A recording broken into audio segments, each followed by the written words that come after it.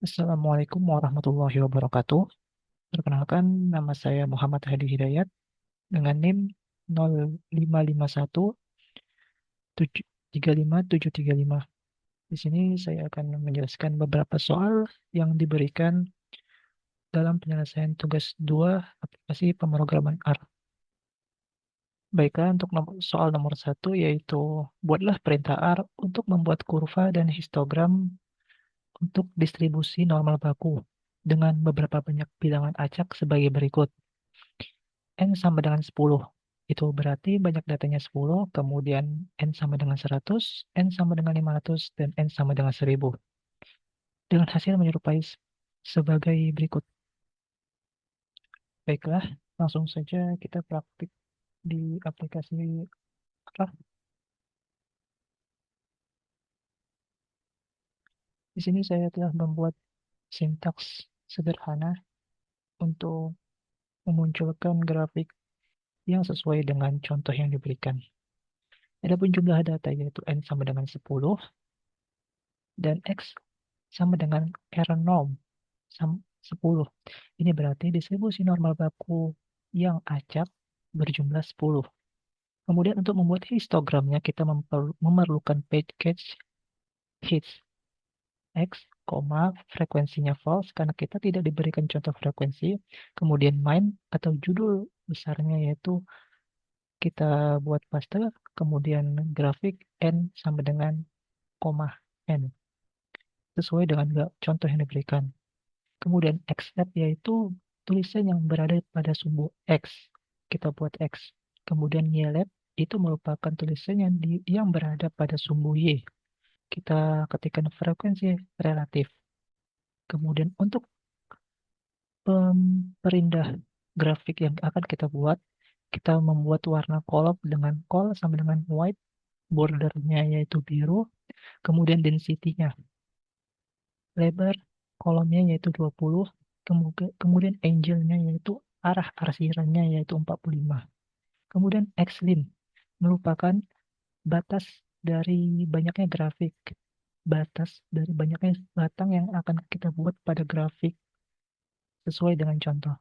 Kemudian Y-lim yaitu batas tingginya suatu grafik sehingga akan memperindah dalam gambar yang akan kita munculkan. Saya di sini membuat dengan 0,04. Kemudian kita akan menambahkan kurva untuk normal bakunya. Kita memerlukan package kurva di norm untuk variabel acak baku, kemudian x, min, karena tidak ada min atau rata-rata yang diberikan, maka kita buat 0. Kemudian untuk standar deviasinya sama dengan 1. Lalu kita jalankan sintaks ini, maka akan menampilkan hasil sebagai berikut. Ini merupakan hasil grafik dengan distribusi acak dengan data berjumlah 10. Apabila kita ingin menggantinya menjadi datanya berjumlah 100, maka kita tinggal mengubahnya di sini. N sama dengan 100, kemudian distribusi acaknya juga 100.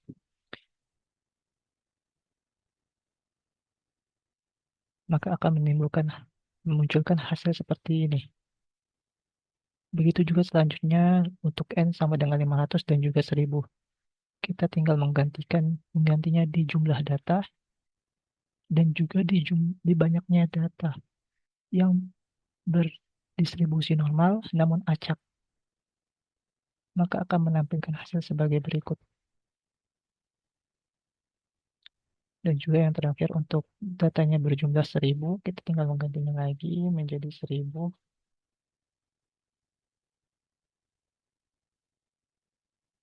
Maka akan menampilkan grafik histogram sebagai berikut.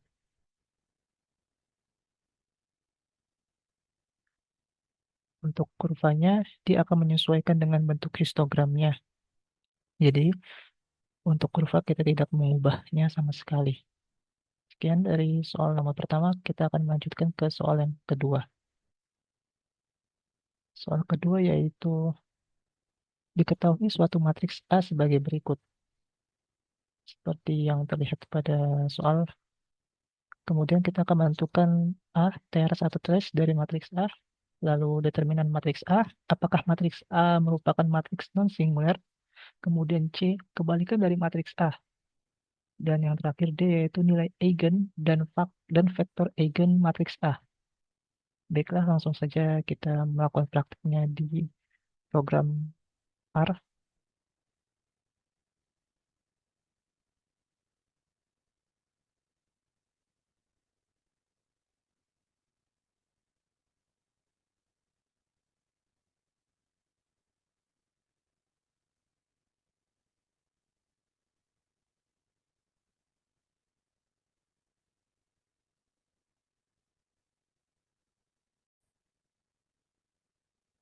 Baiklah, baiklah. Untuk soal yang kedua yaitu berdasarkan matriks yang diberikan, maka kita akan menampilkan matriksnya terlebih dahulu.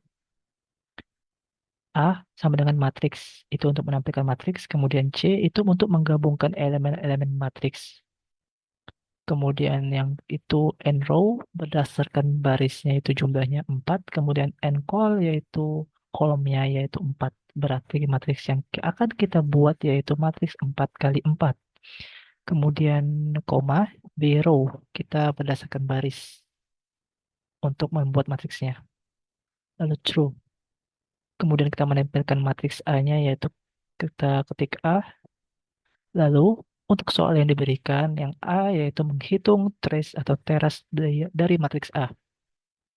Ini merupakan penjumlahan dari elemen-elemen diagonal pada matriks. Kita mengetik trace A sama dengan sum, lalu dia untuk diagonalnya, kemudian A untuk matriks A-nya. Kemudian kita akan menampilkan hasilnya, yaitu kita cat untuk menampilkan bacaan trace A sama dengan koma trace A. Lalu kita jalankan sintaksnya untuk menampilkan hasil sebagai berikut. Nah, dapat dilihat matriks 4 kali 4 yang telah kita buat sesuai dengan contoh yang diberikan. Kemudian hasil dari penjumlahan elemen-elemen diagonal atau trace A yaitu 13. Kemudian kita akan melanjutkan untuk soal yang B yaitu mengetahui atau menghitung determinan matriks, kemudian mencari tahu apakah matriks itu bersifat singular atau non-singular. Kita tampilkan lagi matriksnya seperti sintaks yang sebelumnya, A sama dengan matriks. Kemudian kita tampilkan. Lalu untuk menghitung determinannya, kita membuat dengan det A untuk menyimbolkannya. Kemudian kita pakai package det A, lalu kita tampilkan det A, yaitu determinan A. Lalu setelah itu untuk pemeriksaan singular atau singularnya, kita bisa memeriksanya secara otomatis melalui package yang diberikan, yaitu if ABS determinan A berdasarkan hasil dari determinan matriks A. Kemudian kita klik package yang diberikan yaitu machines double EPS. Apabila matriks tersebut determinan, maka akan menampilkan apabila matriks tersebut menghasilkan singular, maka akan menampilkan bacaan matriks tersebut singular atau tidak invertible. Namun, jika matriks tersebut non-singular, maka akan menampilkan bacaan matriks A non-singular atau invertible. Kita jalankan sintaksnya. Nah, maka akan tampil hasil sebagai berikut. Yang pertama matriks yang telah kita buat sebelumnya sama seperti contoh matriks 4 kali 4. Kemudian untuk nilai determinasinya yaitu minus 96. Lalu untuk pembuktian apakah matriks tersebut singular atau non-singular berdasarkan nilai determinasinya dapat dilihat bahwa matriks tersebut non-singular karena dia tidak sama dengan 0. Selanjutnya untuk normal soal yang C,